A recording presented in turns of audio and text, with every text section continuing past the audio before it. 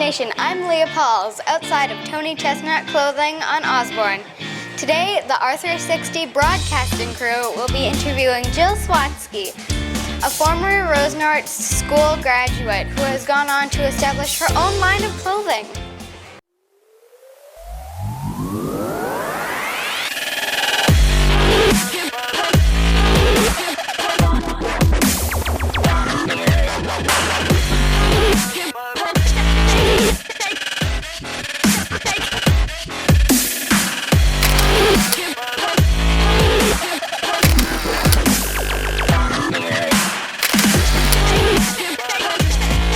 Hello, Jill. Thank you for having us in your store.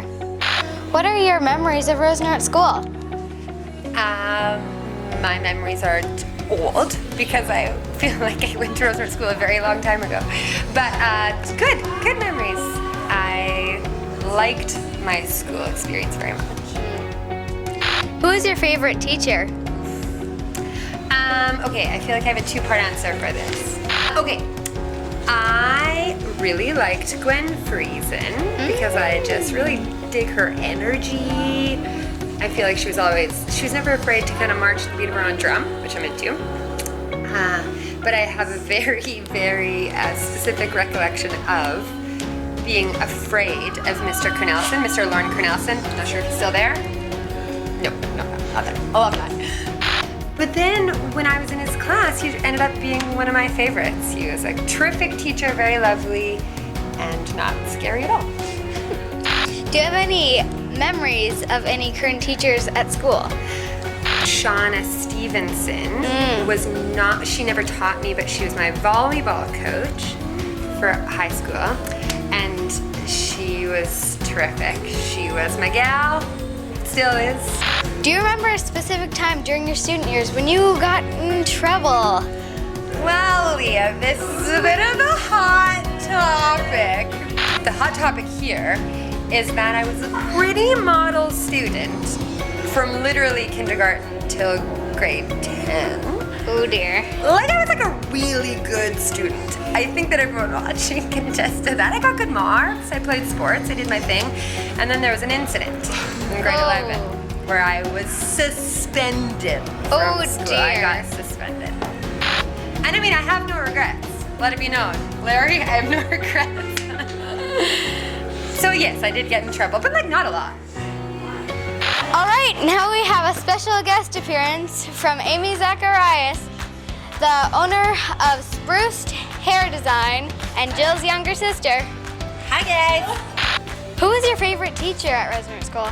My favorite teacher was Mrs. Lopez. Is she still there? Yes. Yeah? Oh my gosh, I love that woman. She was my grade 6 teacher, and we got to be in her class when she was pregnant with her first kid. So that would have been like forever ago.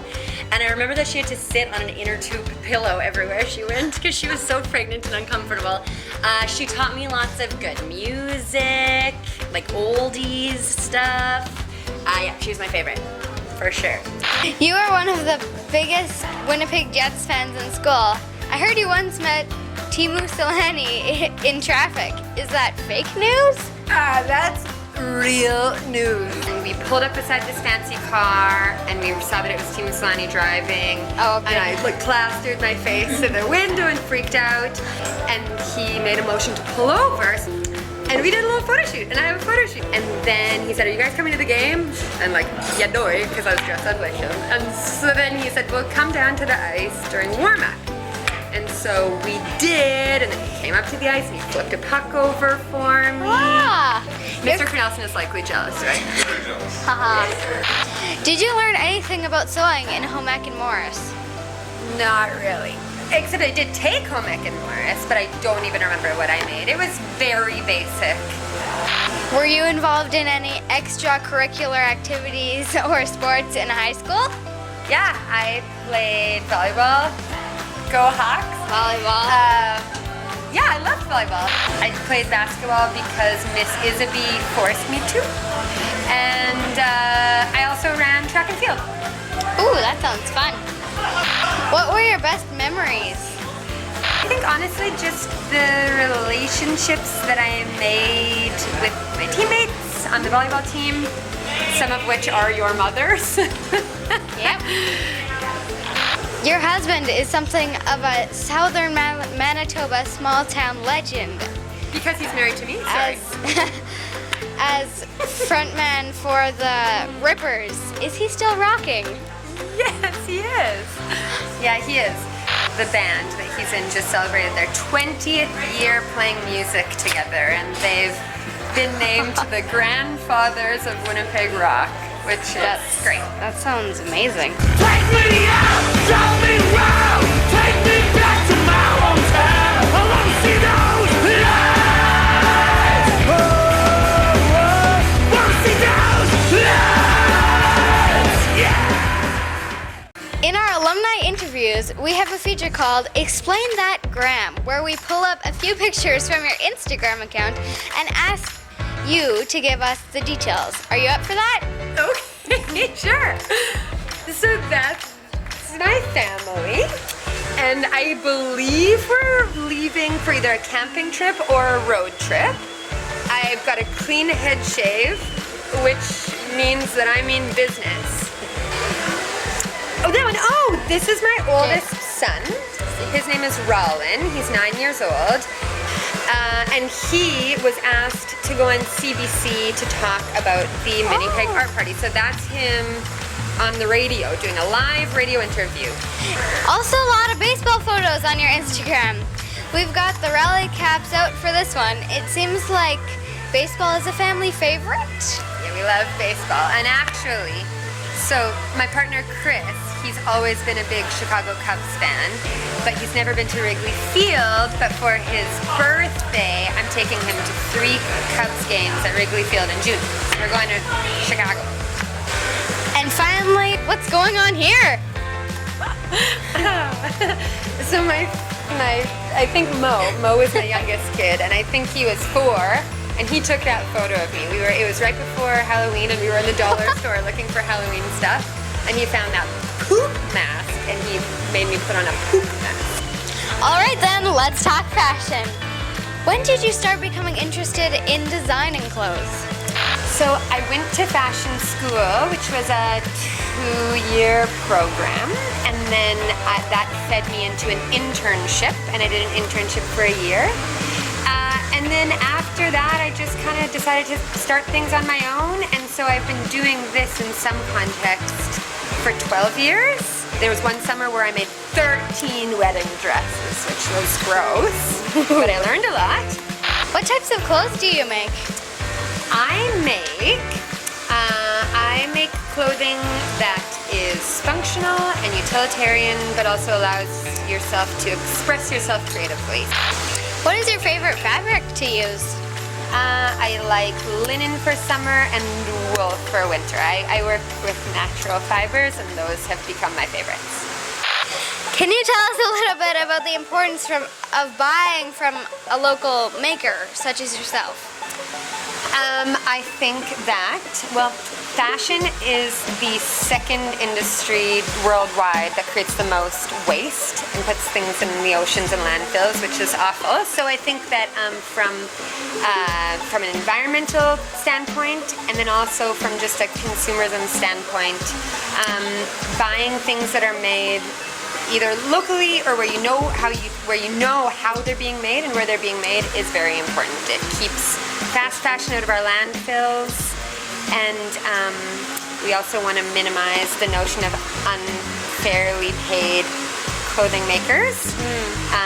And I think that buying from someone like myself or someone like Nathan from Old Hat is a really brilliant way to do that. When did you decide to open your own store? Well, this space that we're in right now is only about 4 months old. We've been working towards it for almost a year at this point, but it was sort of offered to me. It was offered to me by my neighbors who I share a space with here. And before this, I'd just been in a studio that I had downtown.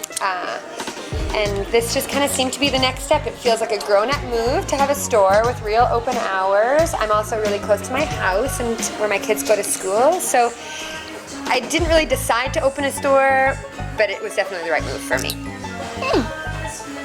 Does the name Tony Chestnut trace back to your summer spent as a kid stretching before breakfast at Beaver Creek Bible Camp? Ooh! I don't know if we ever sang Tony Chestnut at Beaver Creek, but I sure learned it in kindergarten from Mrs. Hildebrandt. She taught me the song. Karen Hildebrandt is her name. Karen. And so yeah, that it came from the song.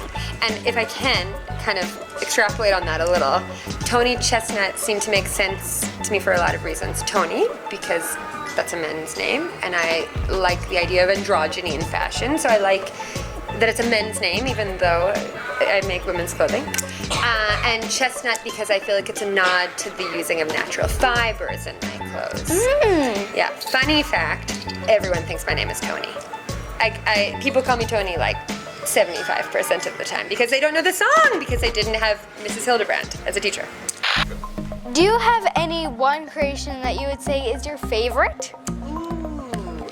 I mean, I've been doing this for long enough that there's usually a favorite from every collection, but I've got this, can I show something? I've got this linen jumpsuit that has become a favorite both for myself and also for clients because it's very comfy and it seems to just kind of look good on every body type that tries it on. And so for me, that's a big measure of success. If I can make something that looks good on a lot of different body types. Have you ever designed clothing for someone specific or someone famous? There's an artist named Wanda Coop, who is likely one of the best known painters in Canada. And she exclusively wears my pieces when she tours. And so currently she's in LA doing a gallery show and she's wearing my clothes, which is lovely. I've also made clothes for lots of different musicians to wear on stage. What advice do you have for any students who are interested in entering the world of clothing design? My advice would be to volunteer and get yourself into the industry as much as possible. When I was in Vancouver, I volunteered so much of my time to help with dressing for fashion shows. I think you kind of need to get your foot in the door.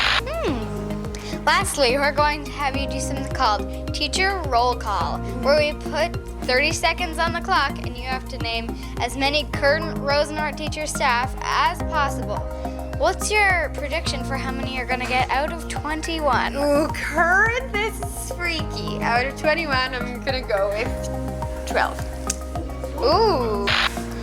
And the clock starts now. Okay, Tyler Cornelson, Jerry Waldner, Shauna Stevenson, Grant Platt, Audra Hildebrandt, Linda Strachan, Gwen Friesen, Tamara Lopez. Amy, help me out. Not Grant Platt. Grace Malak. Time is up. 7. Yeah! Did I win? That's all I have for you, Jill. Now, tell us, which RedHawk alumni should we interview next? Well, Amy, my sister, did not graduate from Rosenort. She went there and she finished grade 10. But she's really cool, and she's also right over there. Or Mike Craker. He's travel agent extraordinaire. Thank you so much for taking the time to meet with us today, Jill. We've got a RedHawks mug and pen for you, along with a gift card to Tim Hortons. Oh my gosh. And a custom pack of Timu Solani hockey cards. No, this is great. It's worth it. Thank you, Leah. This is Leah Pauls signing off.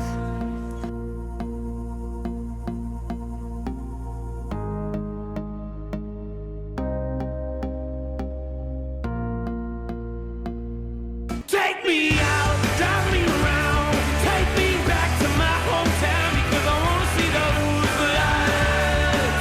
Oh, I wanna see those lights. My parents are gonna be fine. Also, my kids. Actually, I don't know how to.